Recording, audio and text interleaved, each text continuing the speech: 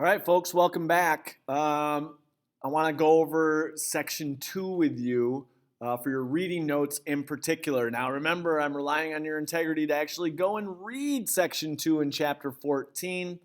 And we'll be talking about the road that was taken by Andrew Jackson from the frontier to the White House. So let's take a look at a couple of things we want to be working with. So here we go. So one of the things, read through section 2 to fill in the information on this timeline of important events in Andrew Jackson's life. So I'll wait a moment while you go and read section 2.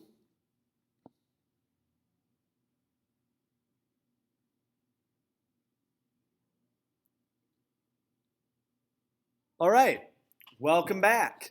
So hopefully you read through section 2. Hopefully you were able to get some of this information down into your notebook packet or your interactive student notebook packet for chapter 14.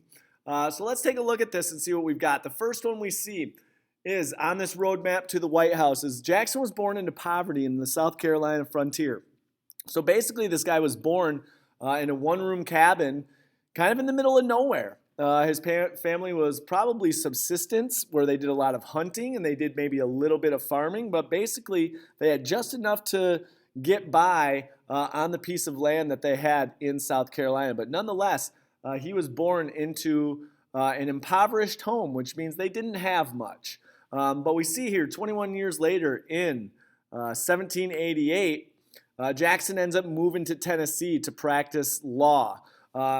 In between, there's a story about how Andrew Jackson was involved in the American Revolution, had a run-in with with a British soldier, and that might be something to think about in terms of the type of American that he was. Very loyal, very patriotic, but nonetheless, at the age of 21 in 1788, Jackson moves to Tennessee to practice law. He moves to Nashville, a frontier town, and ultimately goes there to practice law. In 1812, Jackson becomes a national hero for his defense of New Orleans during the War of 1812. And this really is what catapults him to the national stage. He's seen as a national hero following this. And what we need to understand is that this is the celebrity that he rode into becoming president of the United States and becoming a politician. So this is really a definitive moment for Andrew Jackson in his life. So let's take a look at what happens in 1824. 1824, we see Jackson runs for president, but he didn't have enough electoral votes to win a majority. And the incident surrounding the election of 1824 becomes known as the corrupt bargain.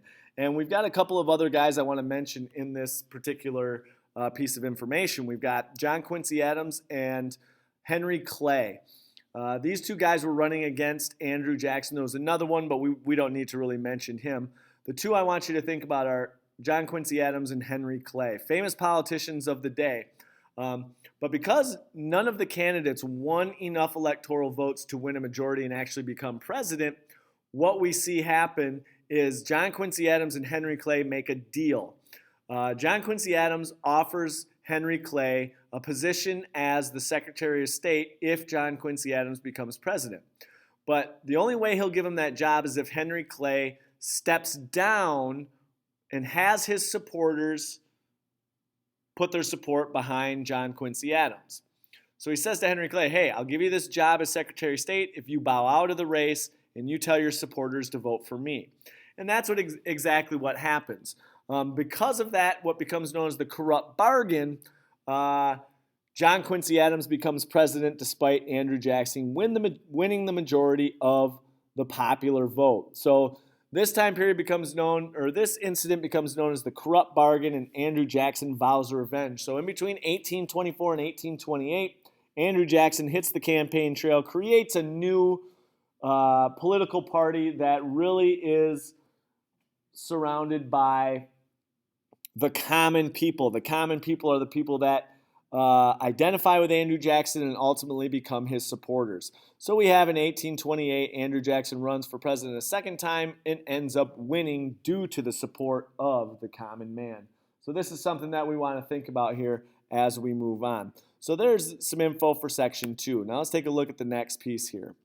What we want to do is we want to think about and use our social studies skills of point of view to compare and contrast the common people's point of view versus the upper class's point of view about what they think about Jackson's journey to the White House. So as a common person, these are the people that were big supporters of Andrew Jackson.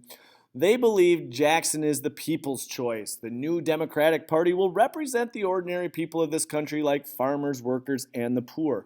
They highly identified with him. They were glad to be a part of the democratic process, and they threw all of their support behind Andrew Jackson because they felt he deserved it and the common people deserved to have one of their own as a voice in the U.S. government. Now, on the other hand, we've got a group known as the upper class. And what did the upper class think about Jackson's journey to the White House? Well, of course, they have an opinion. Now, do we think that opinion is going to be the same as the common people, or do you think it might be a different opinion about this guy, Andrew Jackson? So let's take a look at what we've got. A lot of people thought he was unfit to be president. He's not well educated and he has a hot temper. And quite frankly, they did not think that he was up to the job or had the credentials to become president. So now we have these two opposing viewpoints on Andrew Jackson, and this is something that we'll revisit throughout the presidency of Andrew Jackson throughout chapter 14.